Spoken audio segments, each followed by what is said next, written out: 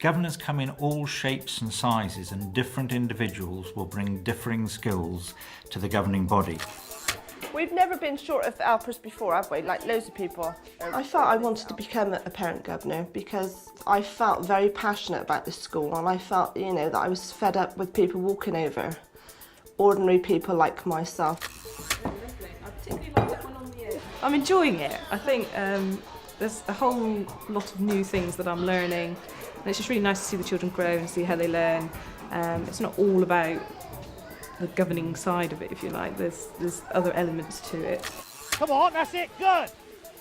I just want to get involved, so I think that if you commit yourself to a role of as a governor, you have to put the effort in. And it's, at the end of the day, it's for the benefit of the community and the pupils. How can governors become actively engaged with helping their school improve the learning environment for its children? This programme focuses on the governing bodies of 3 schools and explores the various ways the governors are involved in raising standards. Can I just say that I think if you do put that down as an agenda point, when the audit comes through, that's one of the things they will pick us up on. School governors have a range of statutory and recommended tasks across the school year, and one of the key responsibilities in the autumn term is to approve and monitor a crucial strategy, the School Improvement Plan. The School Development Plan, or the School Improvement Plan, is what drives the school forward. The school will have engaged in self-evaluation, finding out where it is, why it's there, what it needs to do, where it needs to go next, where it needs to put its resources, and that will be encapsulated in the School Improvement Plan. The governors won't themselves draw up the improvement plan. That'll be done by the head or the senior management team, and detailed strategies and priorities in it will vary from school to school. But how do governors become involved in drawing up priorities for their school and monitoring the outcomes? Ivan Godfrey is the chair of governors at Two Moors Primary in Tiverton in Devon. Contact them. They would then have had from the school exactly the sort of information that you would have sent normally by post. The governors have agreed that one of the priorities in their development plan will be to improve literacy standards across the year groups. They decide to monitor the strategy by appointing one of their number to take specific responsibility for it.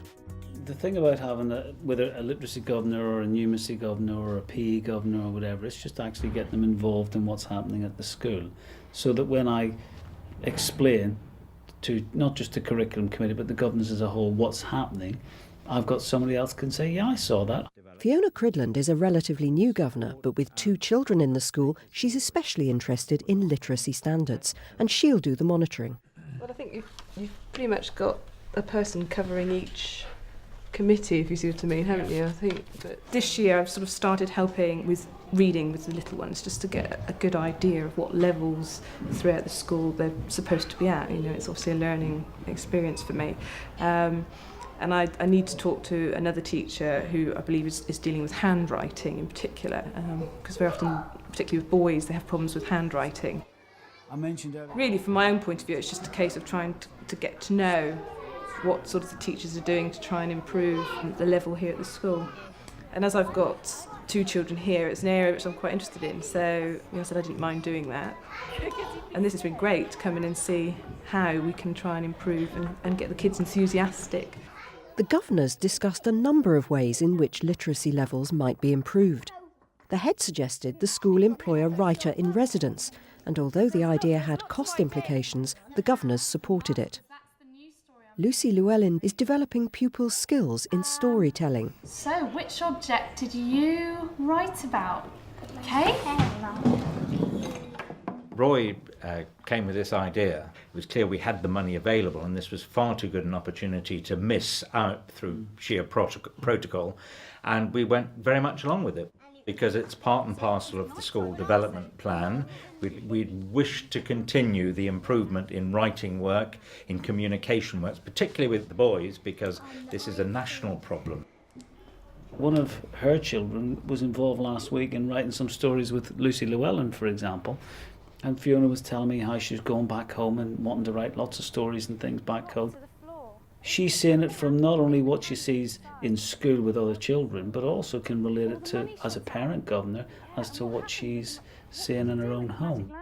So it happens at night time. She had to bang all the metal and the plastic. And all the teams all data hung down the thing. See, now we have all your ideas bouncing off each other.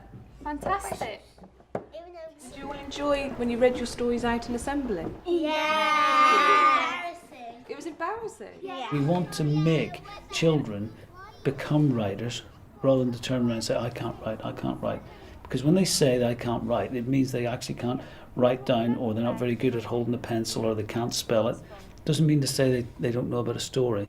So what did you most enjoy about doing your stories? Isabel? I enjoyed it because we done lots of pictures and no writing. Whether this post becomes permanent or not, first of all, depends on its success. I mean, our initial impression is that this is very successful.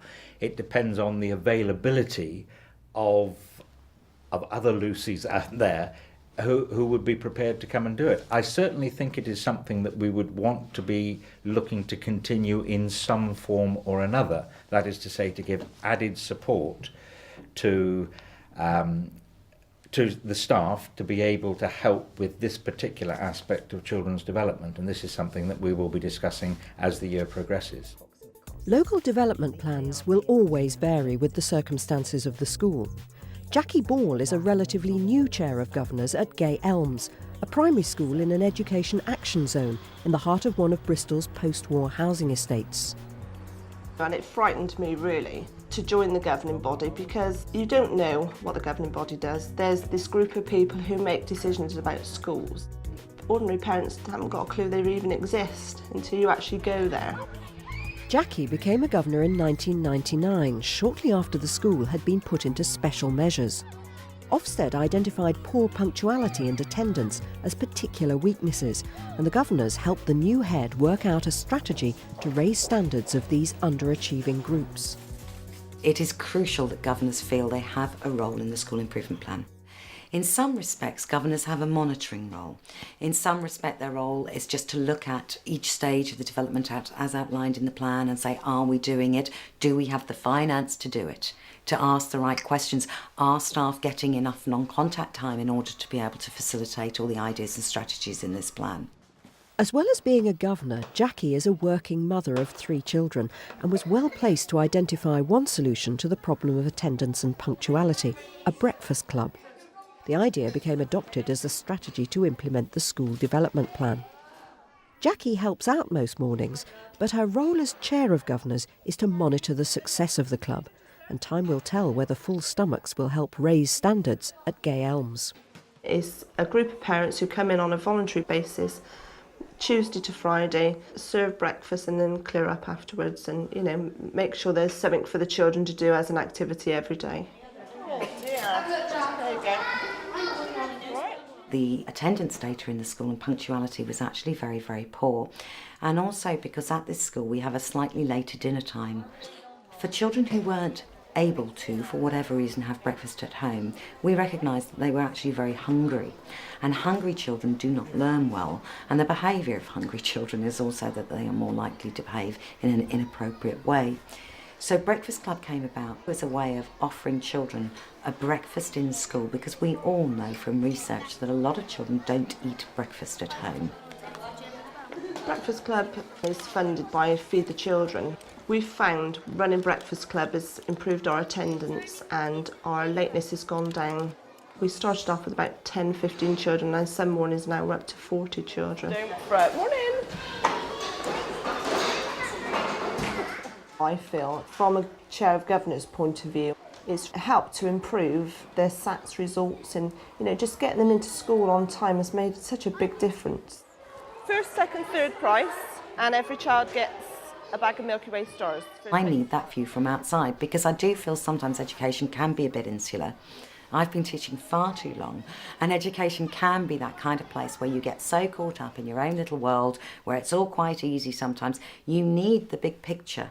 And what governors give you is the big picture. Every governor is a voluntary person. They're there not because, they're paid to be there. They're there for the good of the school, the children, and they want the best for those kids in that school. Well, it's a teddy, but hey, everyone's a winner. The 19-strong Board of Governors at Bedminster Downs Secondary School in Bristol has been chaired for the last 5 years by Richard Bevan, who also heads the Finance and Planning Subcommittee. Every week, 10 days. The progress has been made in that previous week, 10 days. It's just Bedminster Downs improvement plan was also drawn up in response to an Ofsted report. The report praised the governing body for its active and deep commitment to the welfare and progress of the school. But Ofsted felt the governors did not have a clear overall vision of the steps needed to evaluate the school's progress to a high standard. Both Ofsted and HMI hold a very sharp mirror up to the school. It also highlighted a deficiency in terms of the self-evaluation of the school. So in the last 6 months, we worked incredibly hard to get the right information to the governing body. These are corporate policies, remember? So, helping the governing body to develop the skills it needs to evaluate the school's progress became integral to its development plan. And there is a need for a corporate policy, but obviously there's an education dimension. A school development plan consists of many different areas, some which are exclusively inward-looking, some that might be outward-looking. For example, our plan has elements which are absolutely targeted at raising the quality of learning and teaching, but also some with broader aims, such as trying to get more community involvement in after-school activities or twilight sessions. And so the governors have a role in both of those areas. Along the line, John! Along the line! One of the twilight facilities that the governors felt needed support was rugby. Luckily, Richard doesn't seem to mind the odd spot of rain. Come on, across! Well, I think if you sign up to be a school governor, you've committed yourself to the community. I'm very fortunate because Bedminster Downs School is my old school. I met my wife at school, both my children have been through the school, and I just want to get involved. So I think that if you commit yourself to a role of a governor, you have to put the effort in. And it's, at the end of the day, it's for the benefit of the community and the pupils. I monitor the PE faculty in the school because a few years ago, governors decided that we would attach ourselves to a faculty.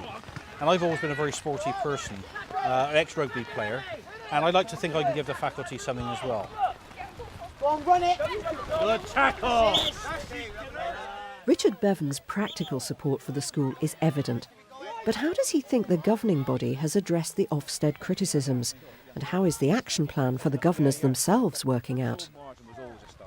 Been involved very much in detailed discussions with Maris, making sure we understand where the school's going, where he wants to take the school, and how that's going to be projected into the future.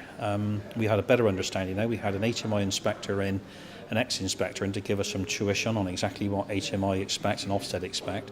So we got a better understanding now about how we should be more involved in that process, and understanding that process more fully. It's important that we do get people that don't necessarily have an educational background or an educational understanding. And the thing about the governing body is that it's a group of people who bring an objective view and a different perspective to the issues in a school. And just like a jury, they are well able to make the decisions on the behalf of the school, obviously if they have sufficient information. That's it. Game over. They deserve to win. I don't want to say that, but they did.